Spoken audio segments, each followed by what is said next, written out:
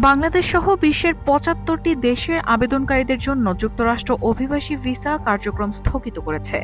২১ জানুয়ারি থেকে কার্যকর হওয়া এই সিদ্ধান্তে বড় ধাক্কা খেয়েছেন তারা, যারা দীর্ঘদিন ধরে পরিবারের সদস্যদের যুক্তরাষ্ট্রে নেয়ার স্বপ্ন বুকে ধরে অপেক্ষা করছিলেন। হঠাৎ এই ঘোষণায় সেই অপেক্ষা এখন অনিশ্চয়তার অন্ধকারে ঢেকে গেছে। বিবিসি বাংলার এক প্রতিবেদনে এই তথ্য উঠে এসেছে। যুক্তরাষ্ট্রে বসবাসরত বাংলাদেশিদের বহু ব্যক্তিগত ও পারিবারিক পরিকল্পনা এখন কার্যত স্থবির হয়ে পড়েছে। কবে নাগাদ পরিস্থিতি স্বাভাবিক হবে এ বিষয়ে কোনো স্পষ্ট সময়সীমা না থাকায় প্রবাসীদের মধ্যে বাড়ছে তীব্র উৎকণ্ঠা। শুধু ভিসার অপেক্ষায় থাকা ব্যক্তিরাই নন, আইনগতভাবে গ্রিন কার্ড বা নাগরিকত্ব পাওয়া অনেকের মাঝেও এক ধরনের অদৃশ্য আতঙ্ক ছড়িয়ে পড়েছে। কারণ ট্রাম্প প্রশাসন পুরনো গ্রিন কার্ড ও নাগরিকত্ব পুনর্মূল্যায়নের ঘোষণা দিয়েছে, যা অনিশ্চয়তাকে আরও ঘনীভূত করেছে। মার্কিন প্রশাসনের এই কঠোর অবস্থানের পেছনে মূল যুক্তি হিসেবে উঠে এসেছে পাবলিক চার্জ নীতি।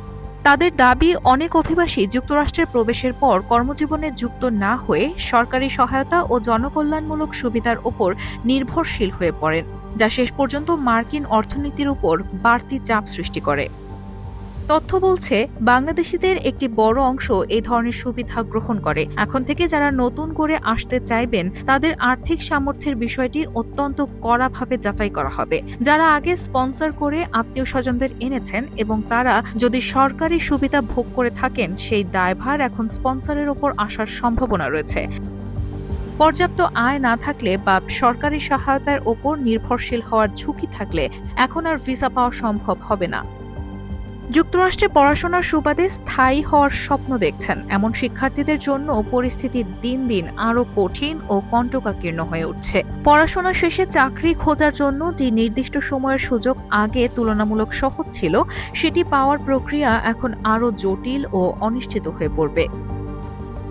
এদিকে যারা স্ট্যাটাস পরিবর্তনের মাধ্যমে গ্রিন কার্ডের আবেদন করেছেন, ভিসা স্থগিতের কারণে তাদের সামনে দীর্ঘ অপেক্ষা আর অনিশ্চয়তার অধ্যায় শুরু হয়েছে। শুধু তাই নয়, বর্তমানে যারা গ্রিন কার্ডধারী হয়েও ছুটি কাটাতে বাংলাদেশে আসার পরিকল্পনা করছেন, তারাও এখন পিছু হটছেন। কারণ একবার যুক্তরাষ্ট্র ছাড়লে বর্তমান বাস্তবতায় পুনরায় প্রবেশের সময় কোনো আইনি জটিলতায় পড়তে হয় কিনা, এই আশঙ্কা তাদের তাড়া করছে। এই স্থগিতাদেশ মূলত অভিবাসী বা ইমিগ্রেন্ট ভিসার ক্ষেত্রেই সীমাবদ্ধ। পর্যটন, ব্যবসায়িক ভ্রমণ এবং শিক্ষার্থীদের জন্য প্রযোজ্য নন ইমিগ্রেন্ট ভিসাগুলো আপাতত এর বাইরে রাখা হয়েছে। অর্থাৎ সাধারণ দর্শনার্থী কিংবা বর্তমানে অধ্যয়নরত শিক্ষার্থীদের চলাচলের ওপর এখন পর্যন্ত কোনো সরকারি নিষেধাজ্ঞা জারি হয়নি। তবে তালিকাভুক্ত দেশগুলোর নাগরিকরা ভিসার জন্য আবেদন বা সাক্ষাৎকারে অংশ নিতে পারলেও স্থগিতাদেশ বলবৎ থাকা অবস্থায় তাদের অনুকূলে নতুন কোনো অভিবাসন ভিসা ইস্যু করা হবে না। পাশাপাশি দক্ষ কর্মীদের জন্য H-1B ভিসার খরচ কয়েক গুণ বাড়িয়ে দেওয়ায় বৈধ পথে যুক্তরাষ্ট্রে প্রবেশের সুযোগও আগের তুলনায় আরও সংকুচিত হয়ে পড়েছে। রায়হানা হক মুন, RTNN।